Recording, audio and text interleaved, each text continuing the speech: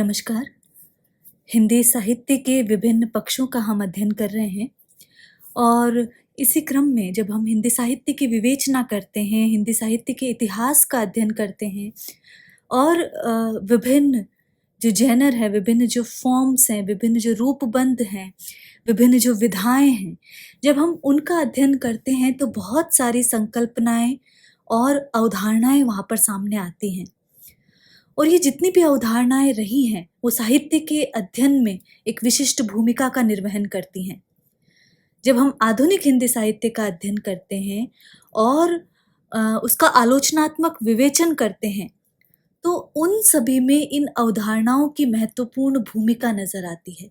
हम किसी भी कृति का जब मूल्यांकन करेंगे, समीक्षा करेंगे, तब वहाँ पर ये सारी अवधारणाएँ जिनकी हम ज़िक्र करने वाले हैं, वो बहुत महत्वपूर्ण भूमिका निभाती हैं। जैसे कि हम बात करें यदि हिंदी कविता के विकास क्रम हम जब देखते हैं तो छायावाद और छायावादोत्तर जो काव्य है, उसमें एक स्वच्छंदतावाद पर ख़ास तौर पर चर्चा होती है, बात होती है और केवल छायावादोत्तर में हम नई कविता तक स्वच्छंदतावाद का असर, स्पष्ट असर वहाँ पर देखते हैं और उसके पश्चात आलोचना पर भी, हिंदी आलोचना पर भी उसका असर दिखाई देता है। इसके बाद जो अवधारणाएँ आती हैं, संरचनावाद आता है, और इसी तरह हम मनोविश्लेषणवाद भी देखते हैं। तो मनोविश्लेषणवाद की जब हम बात करते हैं तो मनोविश्लेषणवाद दरअसल मनोविज्ञान की एक तकनीक है। मनोविश्लेषण जो है परामर्श की एक प्रमुख तकनीक है जो मनोविज्ञान के आरंभिक वर्षों में विकसित की गई। तो आज हम इसी मनोविश्लेषणवाद पर बात करेंगे कि साहित्य के संदर्भ में मनोविश्लेषणवाद क्या है, मनोविश्लेषणवाद की अवधारणा क्या है और साहित्य पर मनोविश्लेषणवाद का प्रभाव क्या है। हम ये सारी बातें इस कालांश में करने की चेष्टा करेंगे। तो सबसे पहले तो जिस तथ्य पर, जिस बिंदु पर बात करने की ज़रूरत है, वो है कि मनोविश्लेषणवाद क्या है, ये संकल्पना कैसे आई, ये अवधारणा, इसके प्रवर्तक कौन है, ये इसे कौन लेकर आए। तो मनोविश्लेषणवाद जब हम देखते हैं तो जैसा कि मैंने कहा, ये मनोविज्ञान की एक महत्वपूर्ण शाखा के रूप में आता है। तो मनोविज्ञान की एक शाखा है ये, और मनोविज्ञान की एक शाखा के रूप में मनोविश्लेषण का उल्लेख किया जाता है। तो ये ध्यान रखें, मनोविज्ञान की एक शाखा है मनोविश्लेषण और इसके अंतर्गत क्या किया जाता है, जो मनुष्य का अवचेतन मन का जो अध्ययन है, उससे संबंधित जितने भी सिद्धांत हैं, जितनी भी चिकित्सकीय तकनीकें हैं, उनको इसमें शामिल किया जाता है और इसमें मनुष्य के मन के जितने भी विकार हैं, उसके जितने भी रोग हैं, उनका उपचार किया जाता है। अब मनोविश्लेषणवाद की अवधारणा को पहल कौन लेकर आए, तो जब हम इस पे बात करते हैं तो 3 विद्वानों के नाम प्रमुख रूप से सामने आते हैं और इसमें पहले हम देखते हैं सिगमंड फ्रायड, जो ऑस्ट्रिया के प्रख्यात न्यूरोलॉजिस्ट थे, उनका नाम सबसे पहले आता है। वो ही इस सिद्धांत के प्रवर्तक माने जाते हैं। तो ऑस्ट्रिया के ये न्यूरोलॉजिस्ट हैं सिगमंड फ्रायड। इनका समय है 1856 से 1939।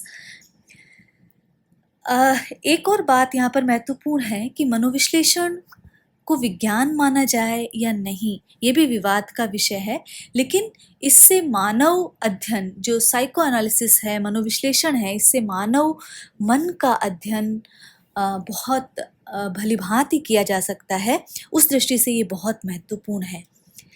तो केवल यही नहीं बल्कि साहित्य में जो लिखा जा रहा है, साहित्य का जो लेखन रहा है और लेखन के साथ साथ उसके अध्ययन को भी मनोविश्लेषण ने प्रभावित किया है।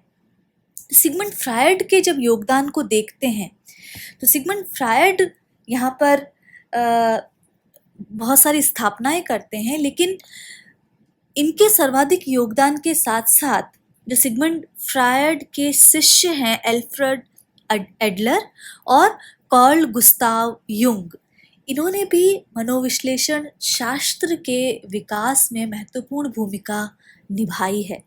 हालांकि एडलर और युंग जो रहे हैं, इन्हें इनके उपनामों से हम जानते हैं, एडलर और युंग जो रहे हैं वो फ्रायड के मतों से असहमत रहे हैं, लेकिन कुछ धारणाएं ऐसी भी है फ्रायड की जिसका इन दोनों ने विकास किया है। तो अब मनोविश्लेषणवाद क्या है, फ्रायड की अवधारणाएं क्या हैं, किस तरह वो अवचेतन मन का अध्ययन करते हैं, क्या एडलर का मत है, क्या युंग का मत है, इसी पर विभिन्न जो प्रश्न हैं वो बनते हैं। तो सबसे पहले हम फ्रायड का जो मनोविश्लेषण सिद्धांत रहा है उसकी क्या विशेषताएं हैं उस पर हम बात करेंगे। तो फ्रायड यहाँ पर कहते हैं कि मनुष्य का जो विकास होता है उसमें कोई विरासत में मिली विशेषताओं द्वारा नहीं, बल्कि वो अर्जित करता है, मनुष्य अपना विकास क्रम अर्जित करता है, और जो बचपन होता है, बचपन में जो भी उसके साथ घटित होता है उससे उसका सारा जीवन निर्धारित होता है। तो फ्रायड यहाँ स्पष्ट कहते हैं कि मनुष्य के विकास में उसके बचपन का महत्वपूर्ण योगदान होता है। बचपन की जो घटनाएं होती हैं, जो स्मृति में रह जाती हैं बाद में, उन घटनाओं से मनुष्य का जो जीवन है वो निर्धारित होता है। फिर जो दूसरी बात फ्रायड यहाँ पर कहते हैं कि मनुष्य का जो व्यवहार है, उसकी जितनी भी प्रवृत्तियाँ हैं, चाहे उसमें क्रोध है या उसमें अन्य जो प्रवृत्तियाँ हैं, उसका जो व्यवहार है, उसकी जो अनुभूति है और उसका जो विचार है, वो उसके अवचेतन में मौजूद मूल प्रवृत्तियों के संचालन द्वारा निर्धारित होते हैं।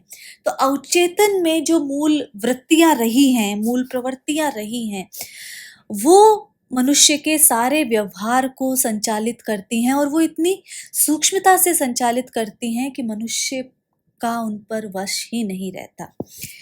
तो ये जितनी भी प्रवृत्तियाँ, जितनी भी वृत्तियाँ संचालित हो रही हैं, ये जब अभिज्ञान में आती हैं, अभिज्ञान का मतलब है अवेयरनेस, जब हम इसको जैसे ही कॉन्शियसनेस में लाया जाता है तो इन पर दमनात्मक प्रक्रिया एक लागू हो जाती है। वो कॉन्शियस जो मन है, जो जागरूक मन है, जो अभिज्ञान है, वो रक्षात्मक प्रक्रियाओं के द्वारा दमनात्मक प्रक्रियाओं के रूप में इन मूल वृत्तियों पर प्रतिरोध करता है, उसके व्यवहार का नियमन करता है कि क्रोध नहीं करना चाहिए, क्षमा करनी चाहिए, या किस तरह का आचरण करना चाहिए, कि स्त्री को किस तरह का, ये जितनी भी जो कंट्रोल जो है वो यहाँ पर अवेयरनेस के द्वारा किया जाता है। तो यहाँ पर जैसा कि हमने देखा, तो ये मनुष्य का व्यवहार अवचेतन मन से संचालित हो रहा है, और जो चेतन मन है वो उसको अवचेतन की वृत्तियों को, व्यवहार को, जो उसके व्यक्ति के व्यवहार में आ गया है, चेतन मन जो है उसे कंट्रोल करने की कोशिश करता है, और परिणाम स्वरूप अवचेतन और चेतन जो मन है उनके बीच एक द्वंद्व वहाँ पर हो जाता है। तो जब ये चेतन और अवचेतन के बीच का जो द्वंद्व होता है, उसके परिणामतः कई तरह की जो मानसिक विकृतियां हैं वो वहाँ उत्पन्न होती हैं, जैसे कि हम न्यूरोसिस, जैसे विक्षिप्तता, उद्विग्नता जैसे न्यूरोटिक लक्षण, या अवसाद आदि जो हैं वो इन्हीं चेतन और अवचेतन के द्वंद्व का ही परिणाम है। इसी तरह जो सपनों में हम देखते हैं, आदतों में हम देखते हैं, बार बार हाथ धोने की आदत जो है, जिसे कहा जाता है, और जबान जो लड़खड़ाती है, जबान की फिसलन, जैसे ये जो अनजाने में किए गए जो कार्य है वो उसमें अवचेतन के तत्व स्पष्ट देखे जा सकते हैं। हालांकि जो चिकित्सकीय हस्तक्षेप के द्वारा ये जो तत्व है, जो अवचेतन तत्व हैं, इन तत्वों को चेतन मानस में लाकर अवचेतन के प्रभाव से मुक्ति पाई जा सकती है। तो ये मनोविश्लेषण का सिद्धांत है जो फ्रायड द्वारा दिया गया है और इस सिद्धांत में वो चेतन मन को की प्रमुख भूमिका निभाते हैं। आजकल हम एक रोग का नाम बहुत सुन रहे हैं, सिजोफ्रेनिया। वो भी इसी तरह अवचेतन मन का ही रोग है। डिप्रेशन जो है, अवसाद है, हाइपर एंजाइटी जिसे कह लीजिए, उद्विग्नता जिसे कह लीजिए, ये सारे जो हैं ये चेतन और अवचेतन के द्वंद्व से उत्पन्न होने वाली विकृतियां हैं।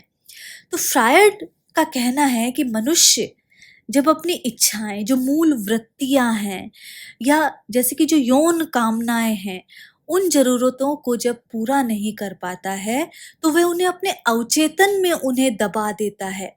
और जब वो अवचेतन में उन्हें दबा देता है, तो एक तरह की ग्रंथि वहाँ पर बन जाती है, एक तरह-तरह की कुंठा, हीन भावना और अपराध बोध वहाँ पर उत्पन्न हो जाते हैं।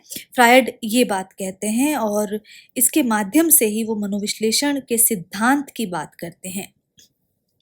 जब फ्रायड के सिद्धांत की हम बात कर रहे हैं, तो वो मानव प्रकृति और उसके व्यवहार में मन के 3 स्तरों से नियंत्रित और नियमित होते हैं। वो ये कहते हैं कि मानव प्रकृति और उसका व्यवहार जो है, वो मन के 3 स्तरों से संचालित होता है। तो मन के 3 स्तर वो कौन से बताते हैं? जैसा कि हमने कहा, चेतन मन,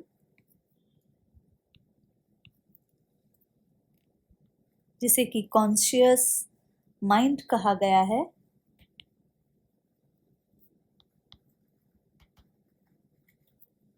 पहला स्तर वो ये बताते हैं। दूसरा अर्ध चेतन मन,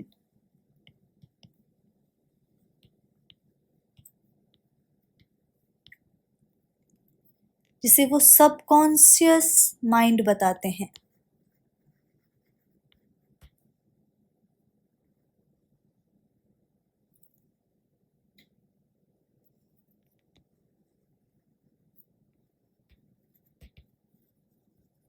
सबकॉन्शियस माइंड। और तीसरा जो बताते हैं, अचेतन मन। इसे अनकॉन्शियस माइंड कहा है।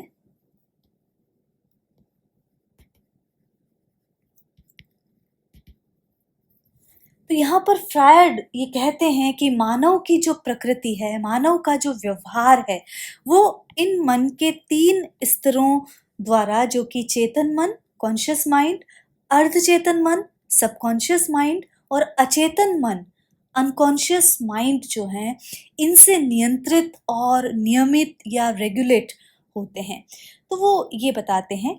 अब चेतन मन क्या है? तो चेतन मन से फ्रायड का तात्पर्य मन के उस भाग से है जिसका संबंध वर्तमान से होता है, अवेयरनेस से, जो वर्तमान से होता है।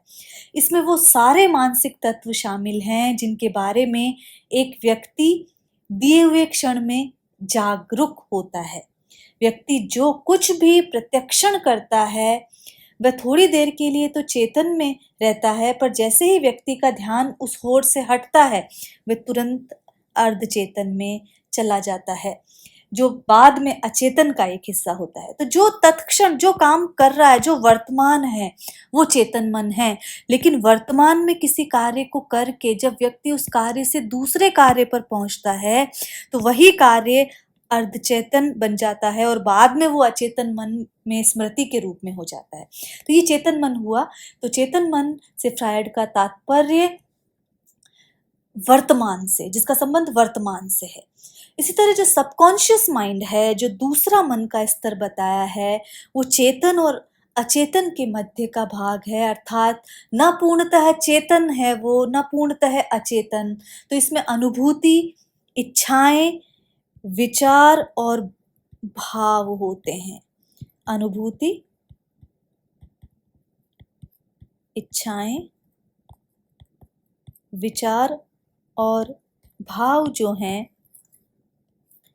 वो अर्धचेतन मन से होते हैं, जो वर्तमान में तो चेतन में नहीं होते हैं, परंतु जरा से प्रयास से हमारे चेतन मन में आ जाते हैं। ये चेतन व अचेतन के मध्य एक सेतु का कार्य करता है। तो अर्धचेतन मन जो है वो चेतन और अचेतन मन के बीच एक सेतु का काम करता है। जब हम अचेतन मन की बात करते हैं, अनकॉन्शियस माइंड की बात करते हैं, जिसमें सारे रहस्य हैं, जो मनुष्य के व्यवहार को जादुई तरीके से रेगुलेट करता है, नियंत्रित करता है, तो अचेतन का शाब्दिक अर्थ यदि हम देखें तो जो चेतना से परे है, किसी तरह की जागरूकता नहीं, चेतना नहीं है यहाँ पर, अचेतन सब कुछ जो भाव, अनुभूतियां, इच्छाएं, जो आवश्यकताएं जो पूरी नहीं हो पाती, वे अचेतन में संग्रहित हो जाती हैं, समाप्त नहीं होती है। जो भी इच्छाएं हैं मनुष्य की, वो भले साक्षात प्रकट नहीं हो रही हैं, लेकिन वो उसकी इच्छाएं कहीं ना कहीं अचेतन में संग्रहित होती हैं और कई बार अनचाहे ही हमारे चेतन में आकर हमारे व्यवहार और अनुभूतियों को प्रभावित करती हैं। तो सुषुप्त रहती हैं, लेकिन वो किसी भी परिस्थिति में वो प्रत्यक्ष हो सकती हैं।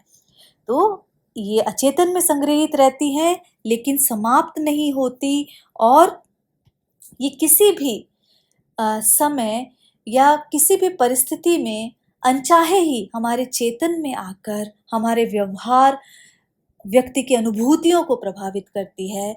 और फ्रायड कहते हैं कि हमारे व्यक्तित्व व व्यवहार पर अचेतन का जो प्रभाव है, वो चेतन की अनुभूतियों और विचारों की तुलना में बहुत होता है, बहुत अधिक होता है। तो अचेतन मन का जो भी प्रभाव है वो सर्वाधिक इस पर होता है और इनमें वो जो सारे तत्व होते हैं जो चेतन मन में नहीं आ पाते हैं या कठिनाई से आ पाते हैं।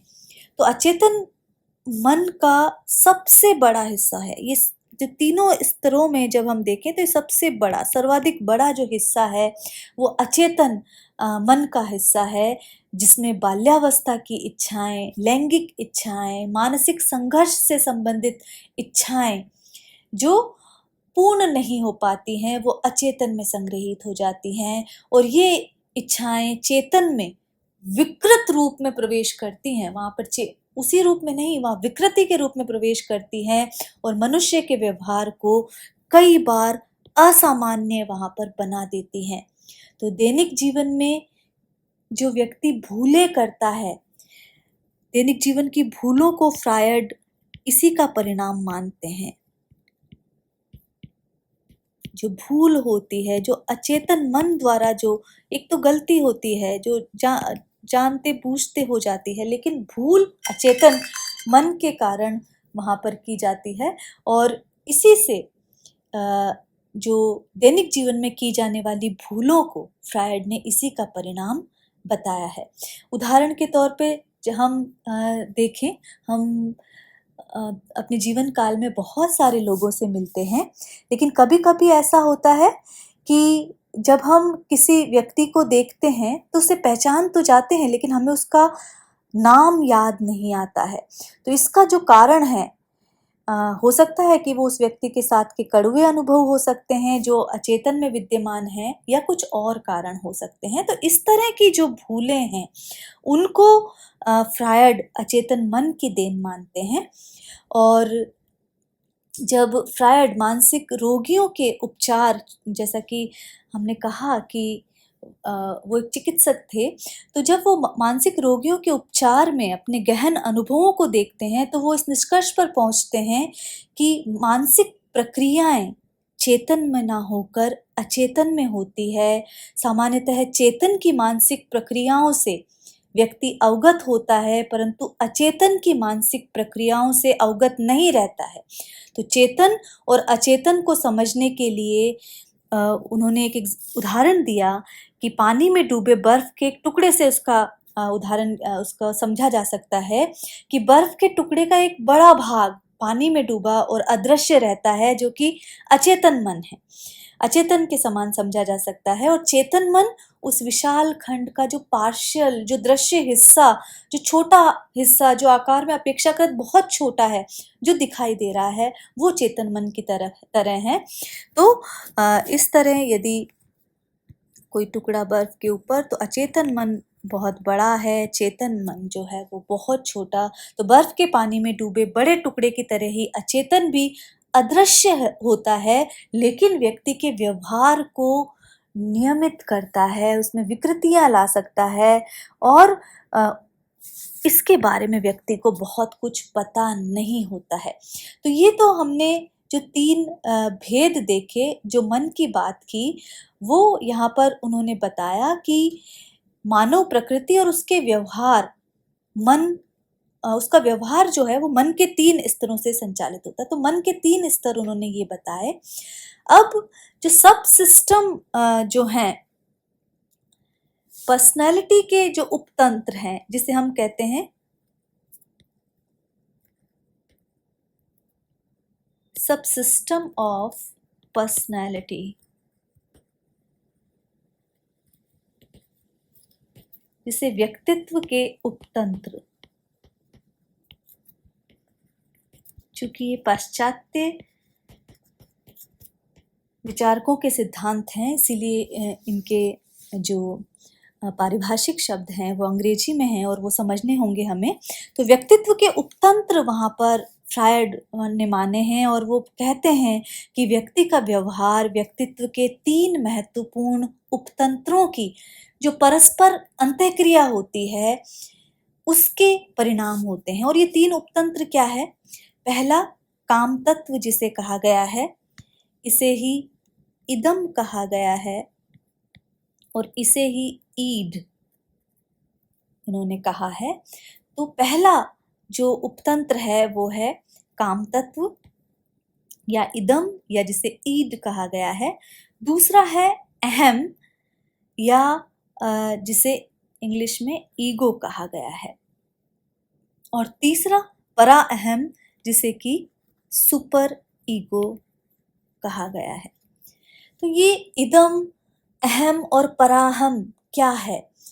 तो यहाँ पर फ्रायड फिर इनका विश्लेषण करते हैं, बताते हैं कि जो इदम है, इदम की जो प्रवृत्तियां हैं वो जन्मजात होती हैं, उन्हें अर्जित नहीं करता, ये जन्मजात होती है। और इदम सिर्फ आत्मसंतुष्टि में विश्वास रखता है। ये अनैतिक, अतार्किक, आक्रामक और नियमों को नहीं मानने वाला होता है।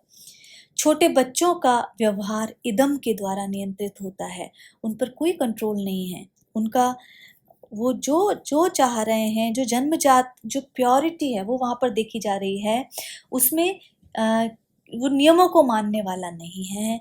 वो अनैतिक हो सकता है, वो अतार्किक हो सकता है, वो आक्रामक हो सकता है। नियमों को न मानने वाला जो तत्व है वो इदम है। तो हमने देखा कि जो छोटे बच्चों का व्यवहार है वो इदम के द्वारा नियंत्रित होता है, जो आत्म संतुष्टि तक ही सीमित रहता है। आत्म संतुष्टि होनी चाहिए, येन केन प्रकारेण, तो आत्म संतुष्टि तक सीमित रहता है। इदम परिस्थितियों को नहीं समझता, वो नैतिकता को नहीं समझता, हर शर्त पर वो अपनी आवश्यकता की पूर्ति करना चाहता है। अगर इदम को नियंत्रित न किया जाए और अपनी मर्जी से कार्य करने के लिए छोड़ दिया जाए तो व्यक्ति संकट में पड़ सकता है। इसलिए इदम की प्रधानता जिस व्यक्ति में होती है वो कार्य करने से पहले उसके परिणामों का चिंतन नहीं कर पाते। तो किसी व्यक्ति में जब इदम की प्रधानता होगी तो वो परिणामों का चिंतन नहीं कर पाएंगे। और फ्रायड ने इसकी तुलना एनिमल इनसाइड अ ह्यूमन इस टर्म से की है कि मनुष्य के भीतर जिस तरह कोई जानवर, कोई पशु रहता है, उस प्रकार इदम ये रहता है। और यदि यह इसकी प्रधानता हो जाए तो ये व्यक्ति को संकट में डाल सकता है। तो जो दूसरा यहाँ पर उपतंत्र बताया है, जो व्यक्तित्व का उपतंत्र, वो है अहम, जिसे ईगो कहा जा सकता है, ईगो कहते हैं। तो बच्चा जो है जन्म के बाद इदम के अधीन होता है और वो अपनी हर इच्छा की पूर्ति चाहता है।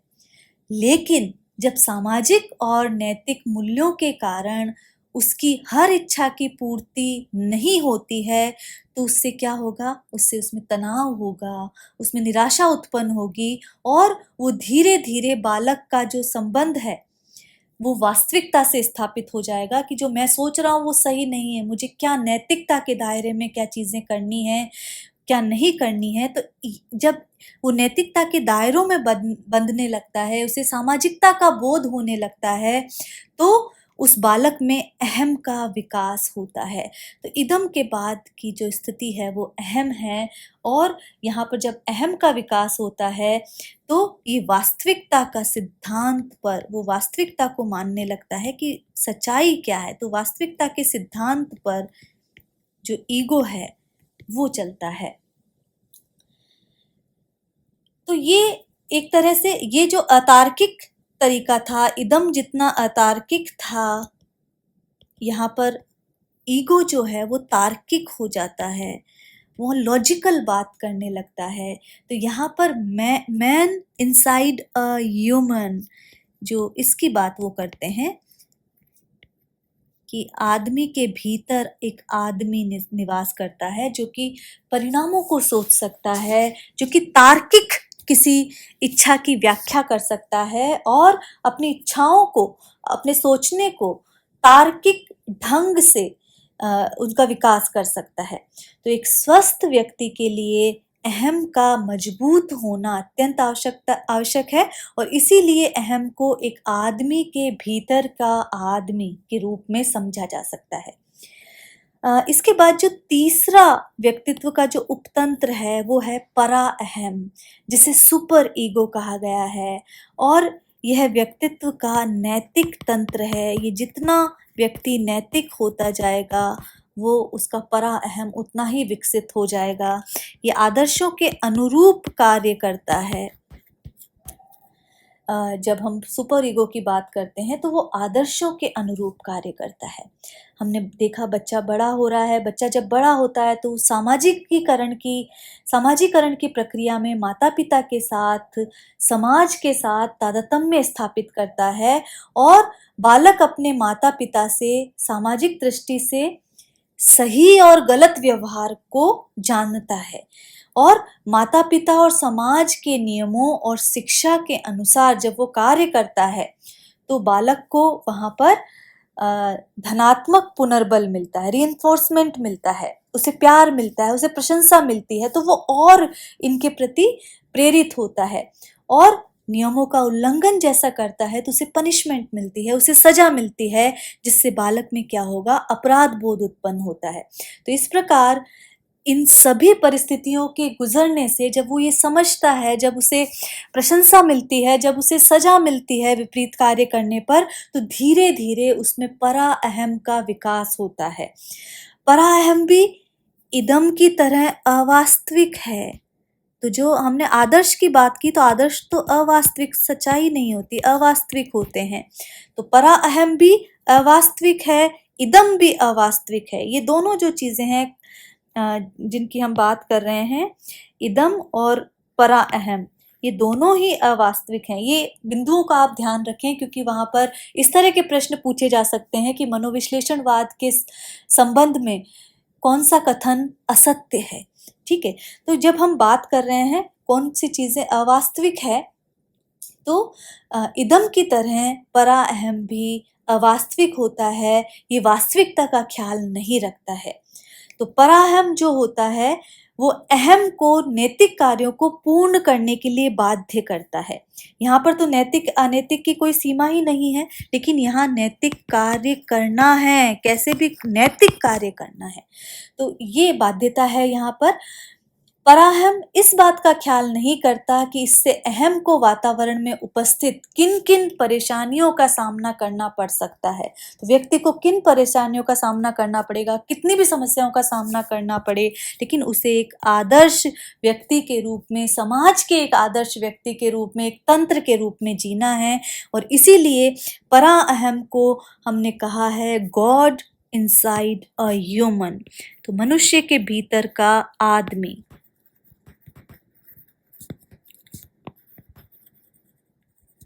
गॉड इनसाइड अ ह्यूमन, इसे परा अहम कहा गया है और इसी के रूप में इसे समझा जा सकता है। तो जब हम फ्रायड के मनोवैज्ञानिक सिद्धांत को समझते हैं तो उनके अनुसार बच्चों में जन्म से ही एक लिबिडो होती है, एक लैंगिक ऊर्जा उपस्थित होती है, जो विभिन्न अवस्थाओं से होकर विकसित होती है। तो लिबिडो की बात फ्रायड करते हैं सबसे पहले, जिसे लैंगिक ऊर्जा कहा गया है, और यही वो संचालित करते हैं बहुत सारे व्यक्तित्व को, ये भी फ्रायड कहते हैं। और फ्रायड का यह भी मत था कि मानव का प्रत्येक व्यवहार इस लिबिडो को संतुष्ट करने के इर्द गिर्द ही केंद्रित होता है, और यदि प्रत्येक व्यक्ति अवस्था में लिबिडो की संतुष्टि हो तो एक संतुलित व्यक्तित्व का विकास करती है।